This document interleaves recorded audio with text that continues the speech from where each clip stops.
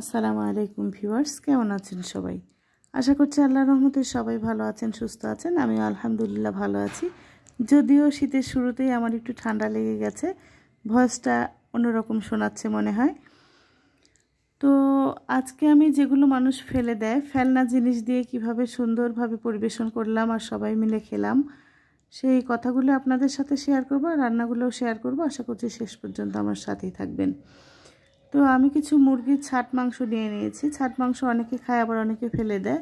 যেমন মুরগির গোলা, গিলা, পাখা, পা, চামড়ি, এগুলো নিয়ে আমি ভালোভাবে পরিষ্কার করে ধুয়ে নিয়েছি।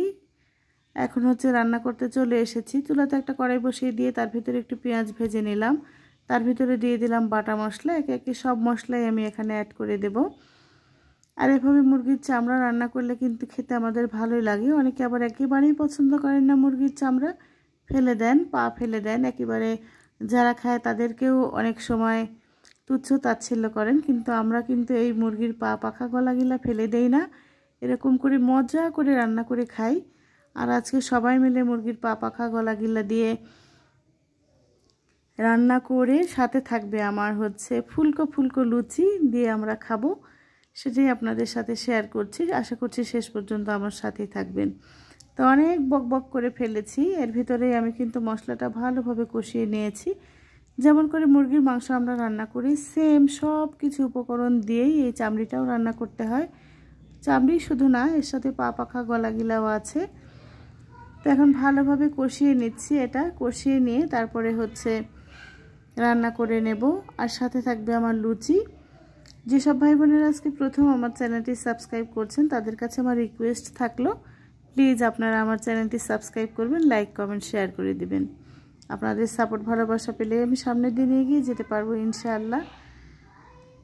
তো মুরগির মাংসটা আমি এইভাবে কষিয়ে কষিয়ে রান্না করে নিচ্ছি। অনেকে আবার বলতে পারেন মুরগির মাংস বলছি, আসলে মুরগির মাংস নয়, এখানে মুরগির ছাট মাংস, যেগুলো আছে গলা, গিলা, কলিজা, পা, পাখা। সাথে আমি 2টা আলু দিয়ে দিয়েছিলাম। এরকম করে একেবারে নাড়তে নাড়তে ভাজা ভাজা করে নেব। আর শেষ পর্যায়ে দিয়ে দেব একটু গরম মশলা, তাহলে আমার রেডি হয়ে যাবে। তো মুরগিটা রান্না রেডি হয়ে গেছে। এখন আমি লুচি বানিয়ে নিচ্ছি। তো আটার ভেতরে লবণ আর একটু তেল দিয়ে আমি ভালোভাবে আটাটা মেখে নিয়েছি। আর আমি লাল আটা নিয়েছি, আপনারা চাইলে কিন্তু সাদা আটাও নিতে পারেন। তো লাল আটা দিয়ে আমার লুচি খেতে বেশ ভালোই লাগে। তো আমি খুব তাড়াহুড়া করে বানাচ্ছিলাম সবাই মিলে খাবো বলে। সবাই বলতে 3 তলার এক ভাবি, আমি, বাড়িওয়ালা আন্টি, আমার বাচ্চারা। তো সবগুলো লুচি আমি খুব তাড়াতাড়ি করে বানিয়ে নিয়েছি। এবার চলে এসেছি ভাজতে। চুলাতে একটা কড়াই বসিয়ে তেল দিয়ে তার ভিতরে লুচিগুলো দিয়ে দিচ্ছি। আর লুচিগুলো একেবারে ফুলে ফুলে ফুলকো ফুলকো হচ্ছিল, দেখেই বেশ ভালো লাগছিল। তো সবগুলো লুচিও আমি এরকম করে ভেজে তুলে নিয়ে তারপরে আমরা ওই চামড়ি ভাজা ভাজা দিয়ে খেয়েছিলাম আর কি, মুরগির ছাট মাংস।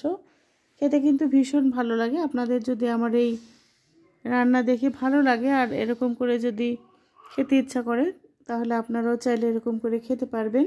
আমাদের কিন্তু ভীষণ ভালো লেগেছে। এই ফুলকো লুচি, আর সাথে ছিল আমার মুরগির মাংস, ছাট মাংস আর কি। তো সাথে থাকার জন্য আপনাদের অনেক অনেক ধন্যবাদ। আজ এ পর্যন্ত। আসসালামু আলাইকুম।